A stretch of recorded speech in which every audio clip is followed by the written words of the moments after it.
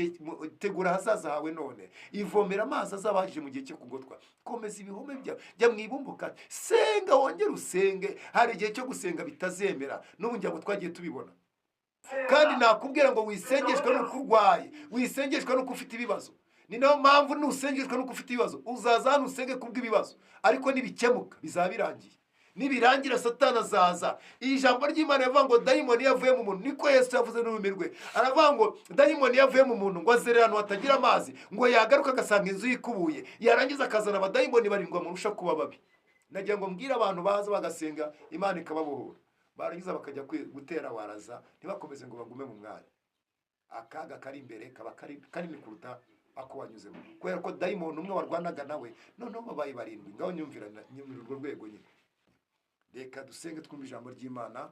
Uwiteka Mana ikomeye, uri Imana ishoboye byose, uri Imana nyamana, Imana itari Bayali, Imana itari Dagoni, Imana itarashera, Imana itari bigirwamana. Turagushimiye ko turamutse turi bazima, ngo ngwino uganze kandi utegeke. Tugiye kwinjira mu mwanya mwiza wo kumva ijambo ryawe. Mwami Yesu, reka ubumbure akanwa kacu tuvuge, kandi udukoze kara ku munwa, uturinde kuvuga ibidahuye n'ubushake bwawe, ahubwo ubukene abana bafite abari gukenura nyakubahwa, binyuze muri ijambo indwara zikire, abantu babohoke babone neza yawe. Ndakubitira kuri imbaraga zibuza abantu amahoro, zibuza abantu kumva ijambo ryawe, zibuza abantu guha agaciro ijambo ryawe. Izo mbaraga turaziranije, izo mbaraga turazineterarije katika jina la Yesu Kristo. Duhamagaye ibitangaza by'Imana, duhamagaye gukora kw'Imana, duhamagaye amavuta y'Imana mu izina rya Yesu. Abantu bose bari kujoininga muri amateraniro, reka babone ukuboko kwawe. Ndagushimiye kubikoze kandi kumvise gusenga no kwinginga kwacu, ni mu izina rya Yesu Kristo urakoze, amen.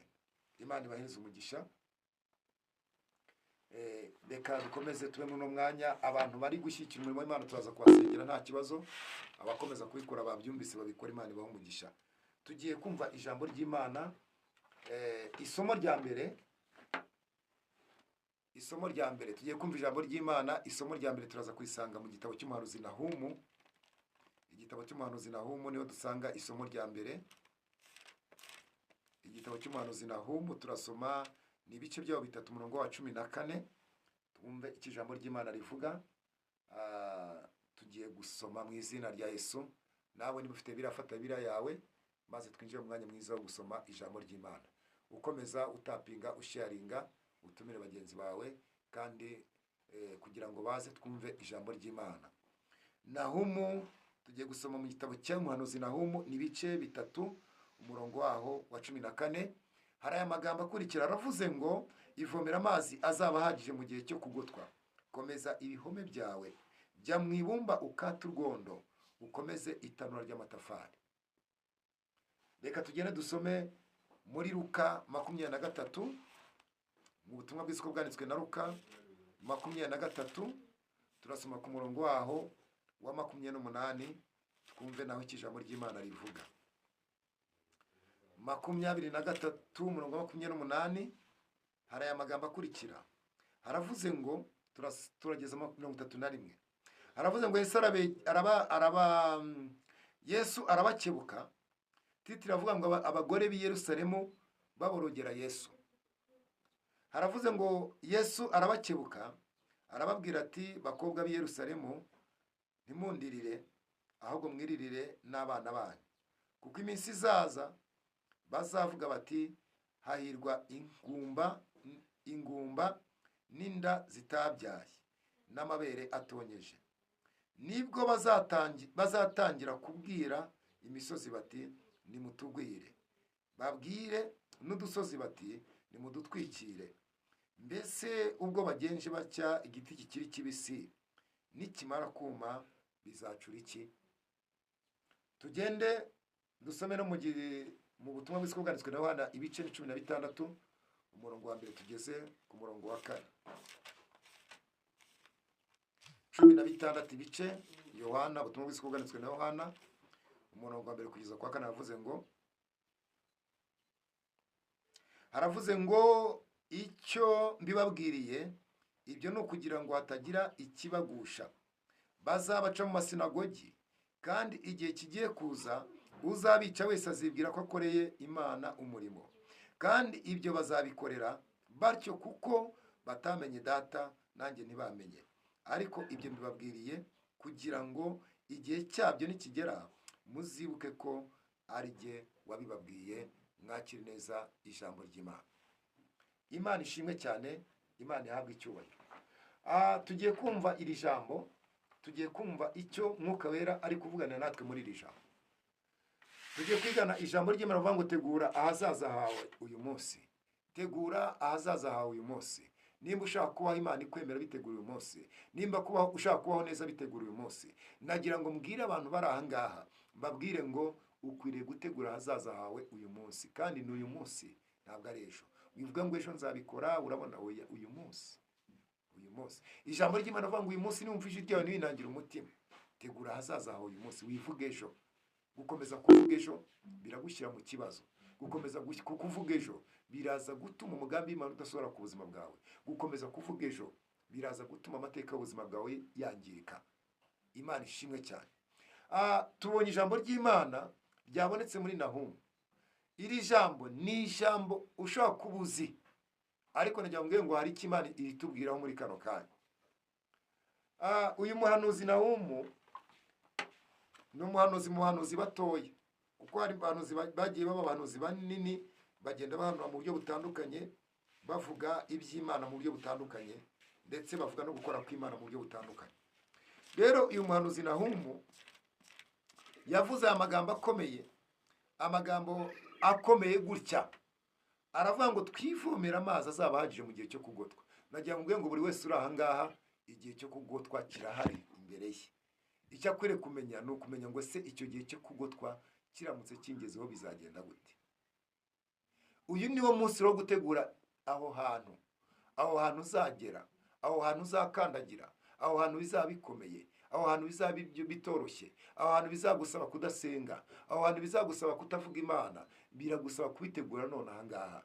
Maze uyu muhanuzi aravuga ngo jya mu ibumba ukate, ukomeze itanura, ukomeze ibihome, komeza ibihome. Ibihome kera mbega urabona ubu ntibikibaho, ariko urabona wenda reka tubenda nk'umujyi wa Kigali, wenda nk'umujyi wa Kigali wabaga ukorotijwe n'urukuta. Ngira ngo izo nkuta ziri hera, muri Amerika hari ibice ngira ngo hari ziri, ndakeka inkuta zigose ku buryo nta muntu wapfa kurenga urwo rukuta ngo yinjire. Ibihome rero byabaga ari ibikuta binini cyane, byabaga byarashyiriweho kugira ngo bikingirize umudugudu cyangwa se birinde umudugudu, kuko nta muntu wakwirirwa yinjira kereka bafunguye umuryango gusa. Byabaga ari ibikuta bubatse bifite paseri nini cyane, kandi igikuta kirekire utakurira. Bakabyubaka rero kugira ngo bibashe kurinda iyo midugudu yabo, ku buryo nta muntu wapfa kwinjirira uwo mudugudu atanyuze mu irembo. Rero uyu muntu bita Nahumu aravuga ngo ivomera amazi azaba ahagije mu gihe cyo kugotwa. Komeza ibihome byawe, ubaka inkuta zikomeye. Abadayimoni nibageraho bajye bananirwa, imbaraga z'abadayimoni zijyeho zicogore. Komeza ibihome byawe, komeza ibihome byawe. Jya mu ibumba ukate. Aravuga ngo komeza ibihome byawe, jya mu ibumba ukate urwondo, ukomeze itanura ry'amatafari yawe. Rero ndi kuvugana nawe ijambo rivuga ngo tegura ahazaza hawe uno munsi. Uyu munsi wabyutse uza gusenga, niwo munsi utegura future yawe, ahazaza. Kuko uyu munsi ushobora kubona ino platform iriho usenga bigakunda, ariko hari igihe bizaba bidakunda. Ngira ngo hari igihe twagiye tuba mu nsengero tugatangariza abantu ngo ejo tuzasenga, ariko twabyuka mu gitondo tugasanga insengero zirafunze. Abantu ntibasenge kandi bari bazi ko babyukiye gusenga. Ngira ngo ahari iri somo cyangwa se iki cyigisho icyo Mwuka Wera amanuye, ngira ngo nko mu Rwanda ahubwo nitwe dukwiriye kwigisha abandi, kuko twagiye tubibona biba, tukabona insengero zifungwa tubibona, abari guterana ntibaterane bagasubira mu rugo. Rero iki ni cyo gihe cyo gukomeza itanura ry'amatafari. Jya mu ibumba ukate, ukomeze itanura ry'amatafari.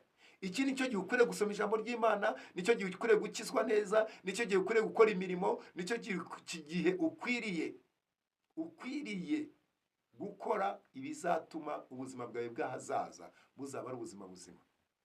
Ni cyo gihe ukwiriye gukora kugira ngo umuryango uzabone ineza y'Imana. Ni cyo gihe ukwiriye gukora kugira ngo amateka yawe ahinduke. Ni cyo gihe ukwiriye gukora kugira ngo abantu nibakubona bajye bashima izina ry'Imana. Jya mu ibumba urwondo ukate, komeza ibumba ryawe. Iki gitondo ukwiriye kuba uri gusenga kuruta ikindi gihe wigeze usenga. Iki gitondo wakwiriye kuba wemera Imana mu buzima bwe kuruta ikindi gihe wigeze uyemera, kubera ko nicyo gihe. Twasomye amagambo menshi Yesu yagiye avuga n'akanwa ke. Igihe Yesu yaragiye kubambwa cyangwa se yari ku musaraba, bari kumujyana bamujyana ku musaraba, ari mu rugendo rwo kujya ku musaraba rwa Yesu Kristo, yagiye agirirwa nabi, arakubitwa, agirirwa nabi, n'umusaraba kuwikora byaramunaniye, acirwa amacandwe. Ariko ngo hari abagore bari aho ngaho babanye na Yesu, ngo batangira kumuririra. Amagambo twasomye rero, Yesu arangije abwira abagore abwira ngo mwindirira, ahubwo nimwirire n'umubyaro rwanyu. Nagira ngo mbwire abantu bari aha ngaha, ibihe biba byiza ariko ibihe ntabwo bikomeza kuba byiza. Igihe kiragiye ibihe bikaba bibi. Rero niba uri mu bihe byiza, tegura igihe cyawe kibi, kuko igihe cyawe kibi nacyo kirahari. Buriya habaho igihe cyo gusarura, habaho igihe cyo gutera, niko umubwiriza yavuze, habaho igihe cyo gusarura guhinga ukeza, hakaba n'igihe cyo kurumbya. Hari igihe cyo gucuruza ukunguka, hakaba n'igihe cyo guhomba. Rero umunyabwenge ategura igihe cyo guhomba, agitegurira mu gihe cyo kunguka. Muri cya gihe cyo kunguka agasevinga kugira ngo muri cya gihe cyo guhomba atazadabangana ngo ave muri business, ahubwo akazana bya bindi byose yaba yarungutse kubera ko yazigamye, akabizana muri icyo gihe kugira ngo bimufashe. No mu buryo bw'umwuka, hari igihe wabasha gusenga. Hari igihe abantu bazamukaga imisozi bafite uburenganzira bwo kwizamuka bagasenga, ariko hari igihe abantu batabibashije. Rero mu gihe batabibashije, cya gihe bazigamye cyatumye babasha kunyura muri ibyo bihe. Iyo turi gusenga, ngira ngo maze iminsi ndi kubabwira kandi nzakomeza kubivuga, dusaba imbaraga z'igihe cya none n'igihe kizaza, kubera ko igihe cya none dufite imbaraga, ariko mu gihe kizaza bizaba bimeze gute? Uyu munsi none aha ngaha nicyo gihe cyo gutegura future yacu, hazaza hacu. Dusenga dusaba imbaraga, dukora imirimo yo gukiranuka kugira ngo ya mirimo aha umunsi umwe Yesu azayibuke maze atugire neza. Hano rero ngo abagore bararira. Burya abagore bakunda kurira kandi barabibashije pe, nuko nguko Imana yabaremye. Amarira aramaro. Burya umugore ashobora kurira atanababaye cyane, akarira, anishimye ararira. Rero ngo aba bagore babanaga na Yesu bagira amarangamutima barira Yesu, ariko Yesu abarebye, Yesu ntiyareba amarira bari kurira, ahubwo Yesu areba imbere uko hazaba hameze. Aravuga ngo mwirire n'urubyaro rwanyu, kuko igihe kigiye kuza ingumba itabyara. Abantu babyara cyangwa se abantu babyaye bazifuza ko bakabaye bari ingumba zitabyara. Nagira ngo mbwire abantu bari muri amateraniro, mu gihe ubona ibintu ari byiza, hari igihe bizaba ari bibi. Rero mu gihe ubona ibintu ari byiza, bitegure, tegura muri bya bihe bivuga ati mu gihe kibi kizaza. Kuko abanyarwanda babivuze, baravuze ngo agahinda gashira kandi ari bagara. Ariko bino bintu ntabwo mwabonye ko ari byo, mwarabibonye. Iyo umuntu ari kurira uno munsi, ejo bazaseka, kandi iyo umuntu azaseka ari guseka, ejo bazarira. Nagira ngo mbwire abantu bari muri amateraniro, menya ko ibihe bigenda bihinduka, kandi ni ko isi imeze. Yaba kubasenga uyu munsi ushobora kuba bimeze neza, ariko ejo hari igihe urangara Imana ikagita gusubiza mu bihe wanyuzemo, cyangwa se ikakunyuza no mu birenze mu byo wanyuzemo, kugira ngo wongere umenye ko ari Imana. Imana ishimwe cyane.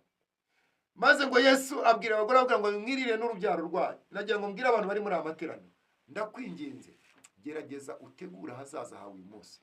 Tegura, nutegura hazaza uyu munsi, uzabona ukuboko kw'Imana, kandi neza y'Imana izaba ku buzima bwawe. Maze Yesu abwira aba bagore, twahasomye ni muri Luka 23. Yesu abwira aba bagore, arababwira aya magambo akurikira. Arababwira ngo Yesu arabakebuka, arababwira ati bakobwa b'i Yerusalemu, ntimundirire, ahubwo mwirire n'urubyaro rwanyu, kuko iminsi izaza bazavuga bati hahirwa ingumba n'inda zitabyaye. Urumva ko Yesu yarebaga ibizakurikira. Kwica Yesu gusa, urupfu rwa Yesu gusa rwagombaga guteza b'icyo gihe akaga. Kandi reka babwire tukiri ahantu ibi bintu byaje kuba. Bigeze mu mwaka wa 70 nyuma ya Yesu Kristo, Yesu amaze gusubira mu ijuru. Bigeze mu mwaka wa 70 ngo ingabo z'Abaroma zarajisakiza Yerusalemu, zirahagota, zirica, zirabamba, zitwika, zangiza ibintu byose. Nta muntu n'umwe zisiga muri Yerusalemu. Abantu basigaye ni babandi bari baramenye, bari barumvise ubuhanuzi Yesu yahanuye, bagahunga, nibo bonyine basigaye. Ngo icyo gihe habaye umubabaro ukomeye, kuko nabwo ngo ab'i Yerusalemu barafungiranywe, kubera ko ngo kubera bya bihome babaga barubatse mu byumve neza ngo urugi rwafungwaga n'abagabo barenze 20 igihe cyarageze rukajya rufunguka bakabona ko rwifunguye ariko ntibigeze babibona. Nagira ngo mbwire abantu bari muri amateraniro ukwiriye kumenya no gusobanukirwa imikorere y'Imana kandi ukacungana n'igihe ukamenya igihe cy'Imana kuko Imana igenda yishura kandi ikereka abantu ibyo yenda gukora. Aha ngaha rero ngo abaroma ngo baraje bamaze kuza bagota Yerusalemu, abatari barahunze ubwo byararangiye baguma muri Yerusalemu bicirwamo n'inzara, nabwo abantu bararyaye, abantu bari ibitaribwa muri Yerusalemu kugeza ubwo binjire muri Yerusalemu. Abaroma bica abantu bose bo muri Yerusalemu bamaneka ku misaraba, abantu bose barapfa. Ibyo Yesu yahanuye biravuga. Icyo gihe rero ingumba yifuje kubitarabyaye kubera ko ababyeyi bariye abana babo, abantu bararyaye. Nshuti zanjye, nagira ngo mbabwire ngo niba muri kumva ijambo ry'Imana mumenye ko iby'ijambo ry'Imana ryavuze uko byagenda kose ntabwo bizabura kuba. Rero icyo ukwiye gukora n'iki rero? Ivomera amazi azabahagije mu gihe cyo kugota. Abantu bivomeye mu gihe Yesu ari kubwiriza ubutumwa bagahindurwa n'ubutumwa bwa Yesu Kristo bakaba mu mwanya Yesu bashakamo, ntabwo abo bantu bigeze barimbukira muri Yerusalemu. Abo bantu babashije guhunga baragenda bajya ku misozi, ibibazo biraba, abandi birabatwara, ariko barasigara kuko bari barivomeye amazi. Nagira ngo mbwire abantu turi kumwe muri amateraniro ntabwo ibibazo bizabura kuza, ariko abantu bishingikirije ku Mana, abantu bizeye Imana, Imana izakomeza kubahagararaho, Imana izakomeza kubarwanirira, Imana izakomeza kubagira neza. Ariko abantu barangaye bakaba indangare muri urugendo, abo bantu bazahura n'ikibazo, abo bantu bazahura n'akaga. Niyo mpamvu Imana izanye ijambo rivuga ngo ivomera amazi. Tunganya igihe cyawe, tegura igihe cyawe none aha ngaha. Niba usenga senga, ongera usenge kandi utandukanye gusenga kwawe niko umuririmbyi yavuze, kuko ejo hari igihe bizaba bidakunda. Senga n'umwete, wisenga. Hariho abantu bari aha ngaha kubera ko bagize ibibazo. Reka tugende badusengere. Inshuti yanjye, ayo masengesho yazakugeza kuki? Amasengesho y'ibibazo. N'ubundi mu kanya gato nuramuka ushubijwe, hari abantu baza hano bakaza ati Mana we, Imana ni nyiza nzayishimira. Wagira umugisha ukabona araje umunsi umwe arashimye ati haleluya, ndashima Imana ko yankijije, ariko ukazongera kumubona ntiwongere kumubona, ugakeka akibeshya ko nubwo yakize indwara ye, akibeshya ko Satani wamurwanyaga yagiye. Aracyagutegereje, arakurindiriye kugira ngo nuhuga gato yongera akora ibyo yagombaga gukora ku buzima bwawe. Reka mbwira abantu, iki ni igihe cyo gusenga kugira ngo tugire imbaraga z'Imana mu buzima bwacu. Iki ni igihe cyo kubana nimba hakiri ino platform kugira ngo dusenge, bibyaza umusaruro. Wihagera wirukanga, pastor munsengere, ugahita wirukanga, ntutegereje ko bagusengere. Ese ubundi ufite ikibazo cyangwa urimo uratampuliza gusa? Nagira ngo mbwira abantu, babwire ngo nibi nabyo bishobora kurangira, kuko Satani ari mu kazi nawe.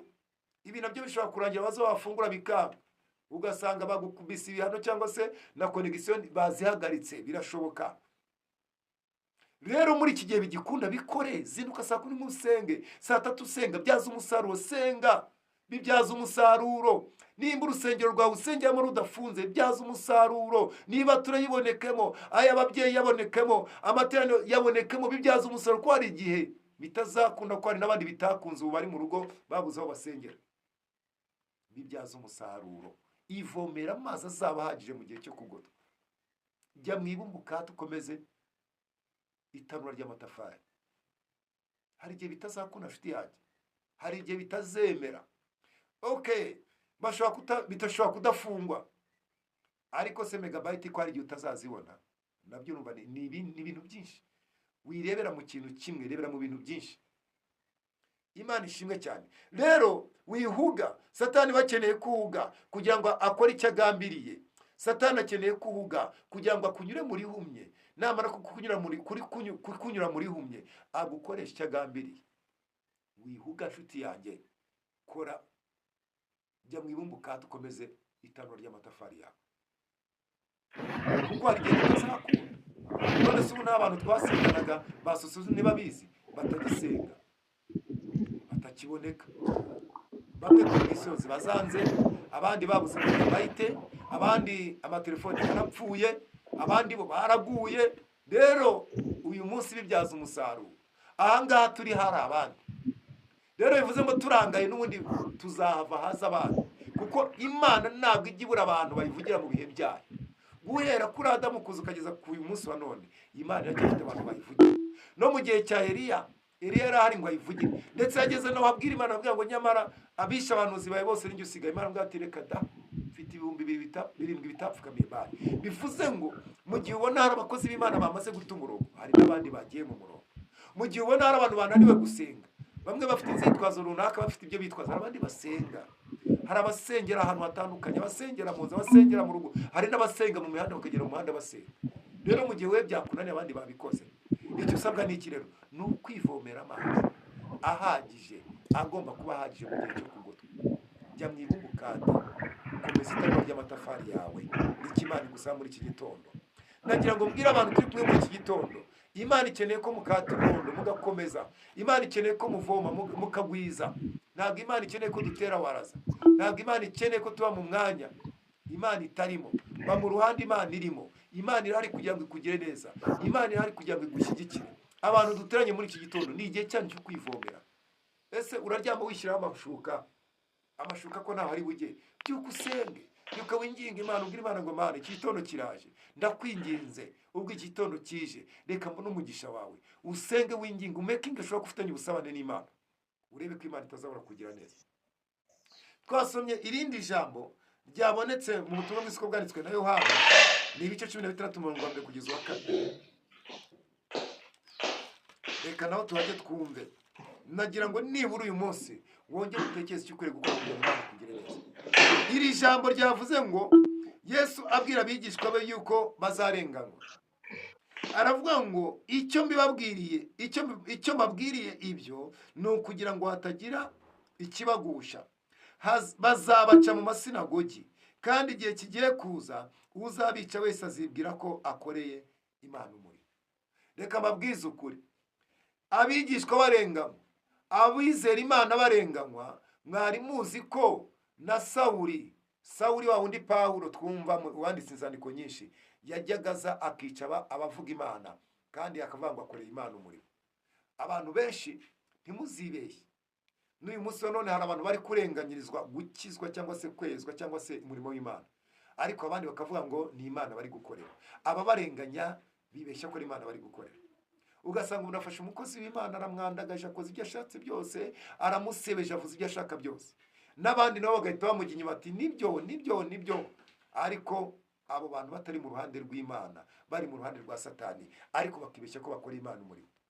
Uyu mugabo bita Pawulo wari Sawu, ngo yajyaga afata inzira akajya kurenganya ubwoko bw'Imana, akarenganya abantu bizeye Yesu. Mu by'ukuri ngo yarazi ko akorera Imana umurimo. Nawe yagiye abivuga avuga ngo yagiye arwana intambara zitava mu bwenge, yagiraga ishyaka ritava mu bwenge. Ariko amaze gusobanukirwa na Yesu, asobanukirwa neza ko bayarenganyaga atarabakwiriye kubarenganya. Nagira ngo mbwire abantu, uyu munsi wa none ushobora kuba uri kurenganywa, ariko ukaba uri kurenganywa nta muntu ugukubise, nta muntu ugufunze, nta muntu ukwishe. Ariko nagira ngo igihe gishobora kugera ibyo bikaba, nibiba bizagenda gute? Niyo mpamvu ijambo rivuga ngo ivomera amazi azaba ahagije mu gihe cyo kugotwa. Kandi abantu bizera Imana bategekwa gukomeza guhamiriza Imana no kuvuga imbaraga z'Imana, no mu gihe bari mu karengane, no mu gihe bari kwicwa, no mu gihe bari kugirirwa nabi. Bagomba kuba ari abantu bagaragaza Imana. Ntabwo Imana tuyivuga twariye gusa, ntabwo Imana tuyivuga twambaye gusa, ntabwo Imana tuyivuga mu bihe by'amahoro gusa. Twari dukwiye kuyivuga no mu gihe kitari icy'amahoro. Kandi reka mabwire ngo iki ijambo ry'Imana ryavuze no gukora kizaba. Abantu benshi bajya bafata ubafashe ijambo ku itorero bari kumvuga, barivuga uko bashatse, bakora uko bashatse, kandi ngo bazi ko bakorera Imana. Niko ijambo ry'Imana ryavuze. Yesu abwira abigishwa, aravuga ngo uzabica wese, uzabagira nabi wese, ngo azibeshya ko ari gukorera Imana umurimo. Rero ntibigutangaze ko umuntu yaza akavuga ati ngende umukozi w'Imana, agatangira gushitinga mugenzi we, amuvuga nabi, akavuga ngo ngende njye uri mukuri. Ibyo ngibyo ni ibyanditswe. Nibikubaho uzamenye ko Yesu yabivuze, umenye uko witwara. Rero turi kwigarije muri ngo tegura hazaza hawe none, ivomera amazi azabahagije mu gihe cyo kugotwa. Komeza ibihome byawe, jya mwibumbuka, senga wongere usenge. Hari igihe cyo gusenga bitazemera, n'ubu njya ngo twagiye tubibona. Ushaka kunyumva utari mu Rwanda cyangwa utire n'ahandi ariho hose, ariko twagiye tubibona. Ugatangariza abantu ngo ejo saa 2 tuzasenga, saa 5 tuzagaruka. Mu gitondo ugahita usanga ingufuri iriho, ubwo se amateraniro bakibaye ba bandi bari bategereje kuza gukira ko basenze egare barapfa, nimba bishoboka ko bapfa barapfa.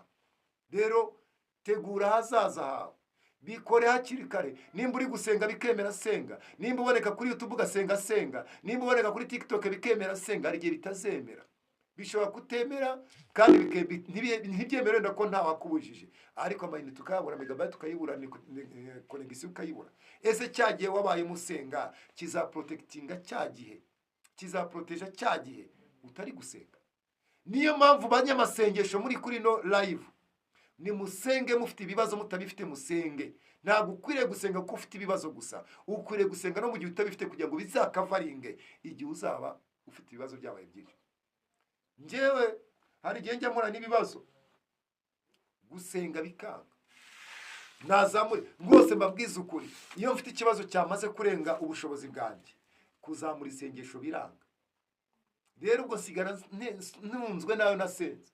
Rero ni nayo mpamvu nanjye mu gihe cyo gusenga kwanjye ntabwo njya nsengera ikibazo.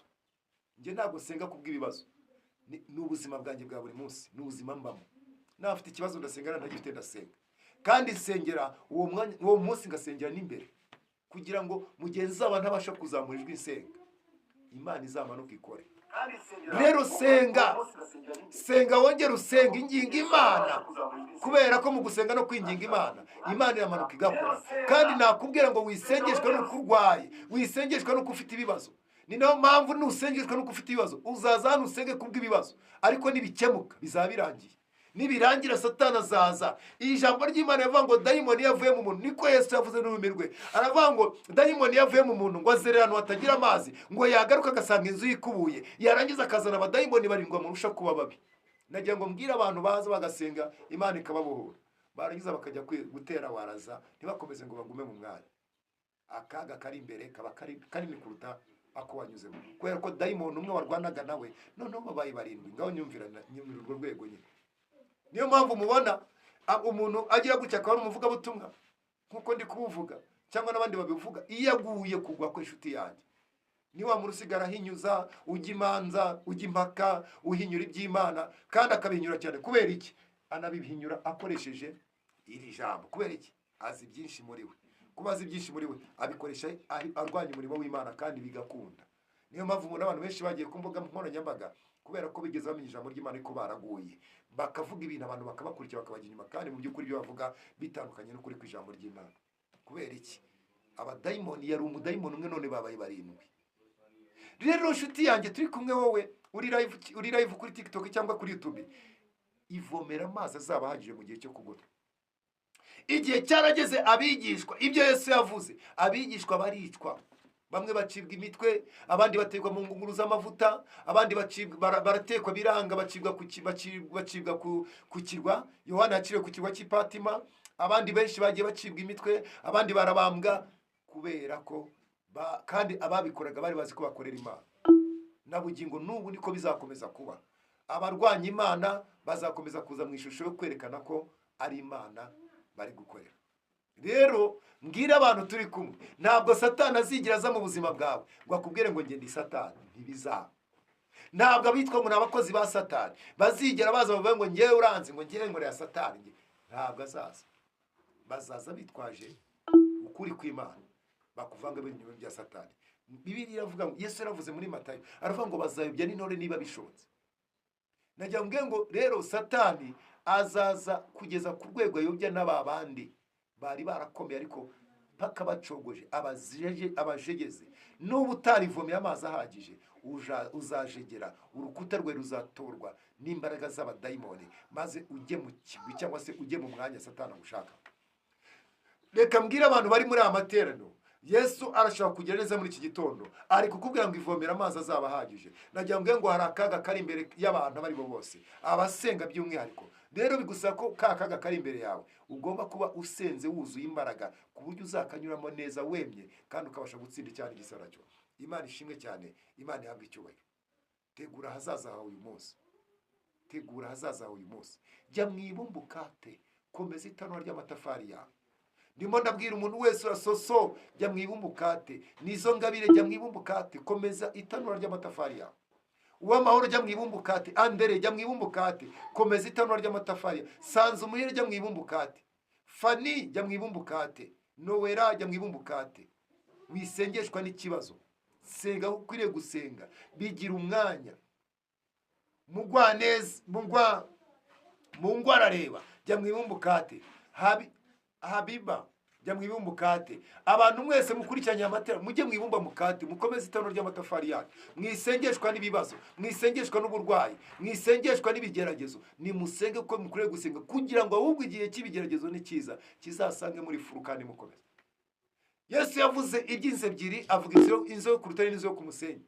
Yaravuze ngo izi nzu zose zahuye n'ibibazo bimwe. Nagira ngo ibirwanya abantu ni bimwe. Intambara abantu bahura nazo ni zimwe, ariko aho bubatse niho hatandukanye. Rero aha hantu hubatse niho hakubashisha gukomeza gutsinda no gukomeza kw'inzu yawe ikomeza ikabaho. Niba warubatse ku musenyi, nshuti yanjye, ibizaba kubatse ku nzu yo ku rutare n'ibyo bizaba no kuri wowe, ariko wowe kizagaragaza ko ubatse ku musenyi ahawe ntazongera kwibuka. Ariko abantu bubatse ku rutare, abo ngabo nubwo bahura n'ibintu bimeze gute, bazakomeza bahagaze kuko bubatse ku rutare. Rero abantu bubatse ku rutare, Bibiliya iravuga ngo Yesu yavuze ngo n'abantu bumva ijambo ry'Imana bakarikomeza. Iri jambo ry'Imana uri kumva rishyire mu bikorwa, rikomeze rikore mu buzima bwawe. Abandi bantu bumvise ijambo ry'Imana bakarigira minenegwe, n'ibyo kuri TikTok, n'iby'abarokore, n'iby'abasenga, n'abapasitoro b'ibinyoma, abo ngabo bazahura n'akaga gakomeye, kuko inzu zabo ntizizigera zikomeza kugumaho kuko batigeze bashinga fondasiyo yabo ku ijambo ry'Imana. Nagira ngo mbwire abantu bari muri amateraniro, izi biramwe benshi murazifite ariko ntabwo muzisome. Abandi murazisoma mukazisomera kugira ngo mujye kuburana n'abandi, aho kugira ngo zihindure ubuzima bwanyu. Mureke zihindure ubuzima bwanyu. Abandi murasenga mugasengera kugira ngo muzarongore, mugire amakwe, mugire gute. Mukwiriye gusenga kugira ngo Imana ibahereze imbaraga zo gutsinda. Abandi mufite amatoro mubarurirwamo, muyarimo nk'uko abantu bari mu mashyaka.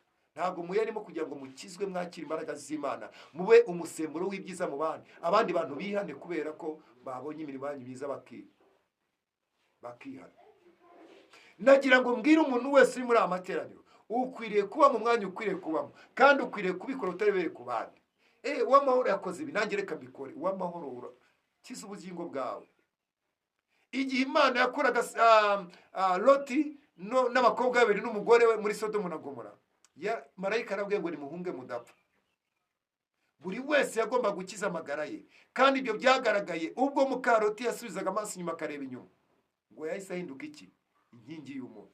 Bishatse kuvuga ngo wowe ni wowe uri nike, uri we wenyine, ni wowe wenyine. Ubundi kiza ubuzima bwawe, rwana n'uburyo wakiza ubuzima bwawe kugira ngo Imana ikugire neza. Wikwita ku by'abandi, ahubwo we senga. Ahubwo numara gusenga ugakomera, ukomeze n'abandi. Iryo niryo jambo Yesu yabwiye Petero, aravuga ngo nyamara inkoko itarabika uraza kuba unyihakanye gatatu, ariko numara gukomera Petero uze gukomeza n'abandi. Nagira ngo mbwire abantu bari muri amateraniro, intambara ni nyinshi, ibibazo ni byinshi duhura nabyo, ariko numara gukomera ukomeze n'abandi.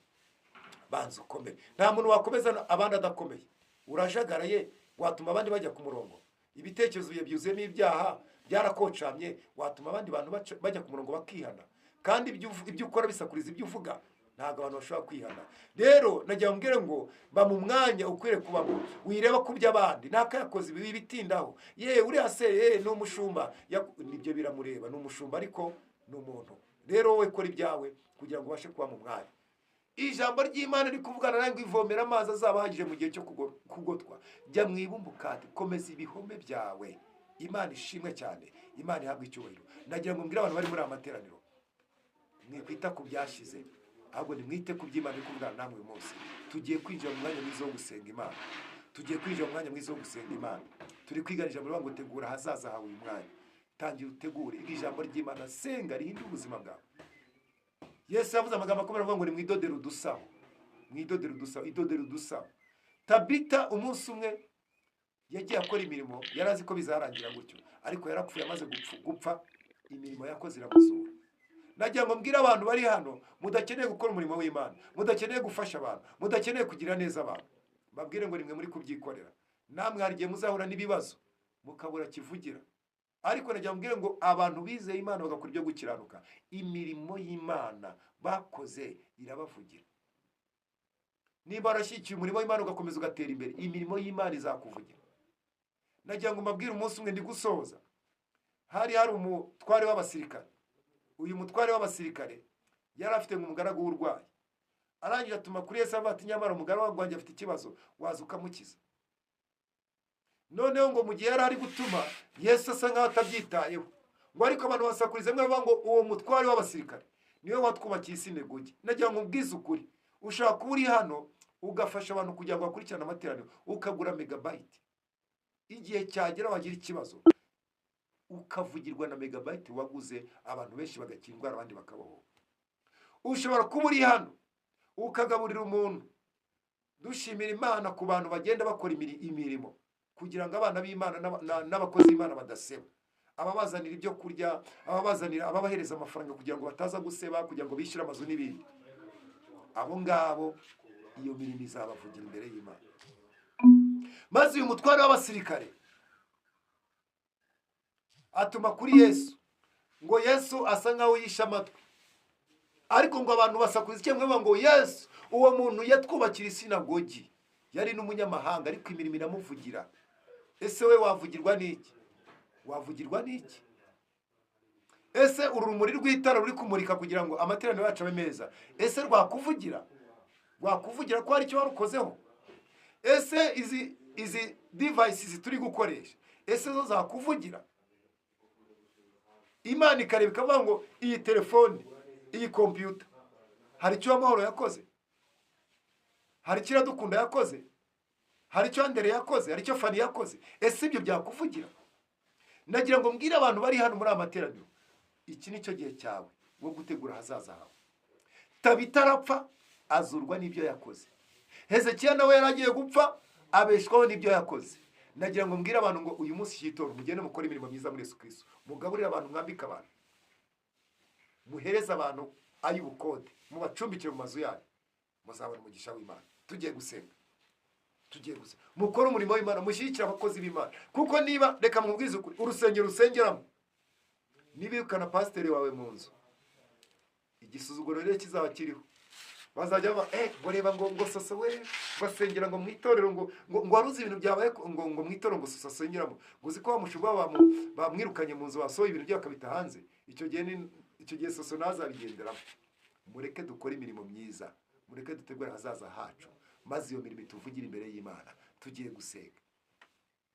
Tugiye gusenga kuko uwo muhanuzi waguhanuriye yaraguhanuriye birasohora, ariko wasobanukiye n'ubuzima babo, nubuhe buzima babo?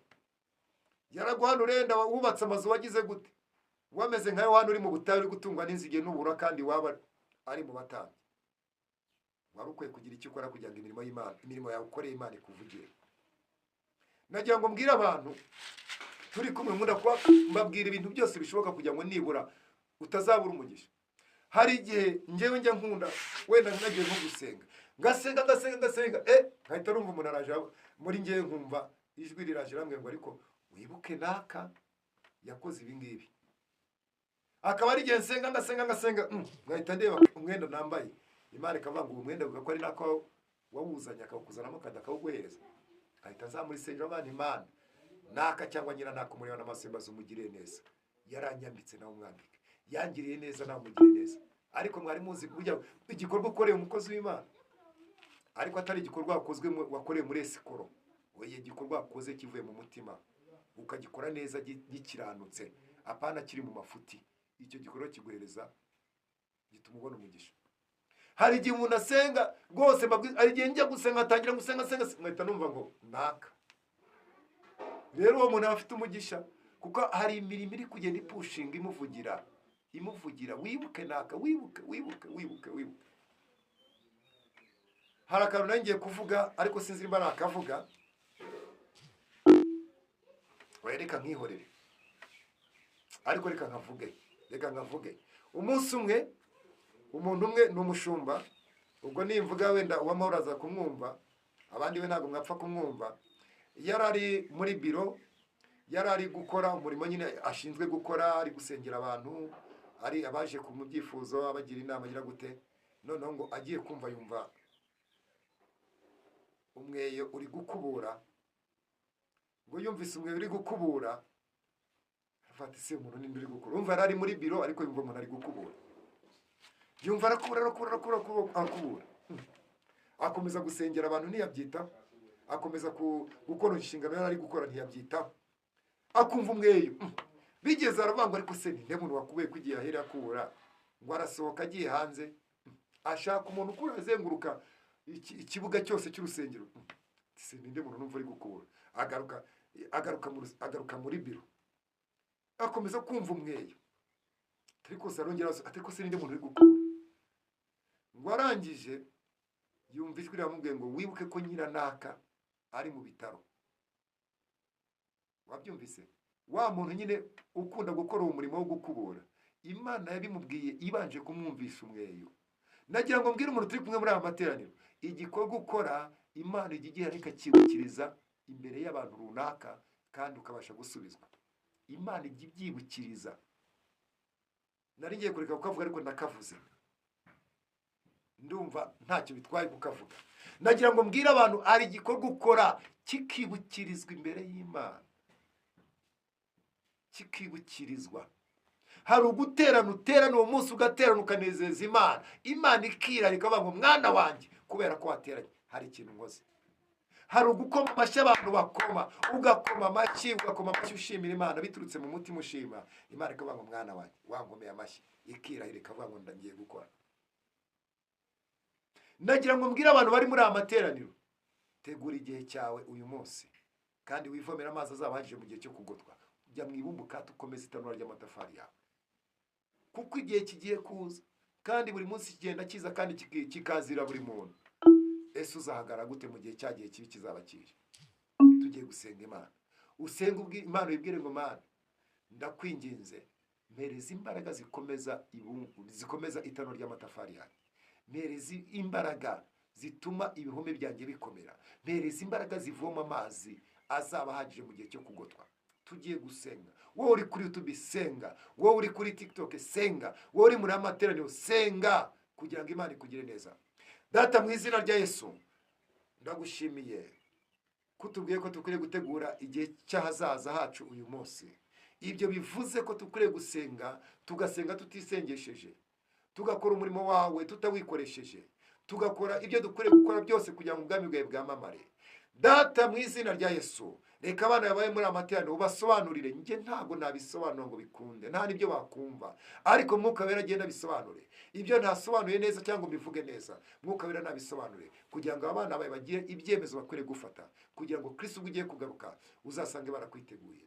Ngaho ganza kandi utegeke, utanga imbaraga hagati muri twebwe, uduhe gukora imirimo yawe. Ibyo dutegetswe gukora tubikore kugira ngo tubone umugisha wawe. Mwami Yesu, gira ibyo wibukiriza, Mwami Yesu, kugira ngo tubashe kubona umugisha wawe. Gira ibyo wibukiriza muri famiye, ibyo wibukiriza mu miryango yacu, ibyo wibukiriza aho dusengera, ibyo wibukiriza aho dukora umurimo wawe, ibyo wibukiriza mu bo tuziranye, kugira ngo ubutabazi bwawe bumanuke ku buzima bwacu. Buri umwe wese nakubone, ari Sosa akubone, ari Nzongabira akubone, Uwamahoro akubone, Andera akubone, Sanzumuhira akubone, Fana akubone, Nowera akubone, uwo ari wese akubone, abari kuri YouTube bose bakubone mu izina rya Yesu. Ndagushimiye Mwami kubanye natwe kandi kukinguye imiryango ucinzira. Ni mu izina rya Yesu Kristo ufite imbaraga. Urakoze Papa. Amen.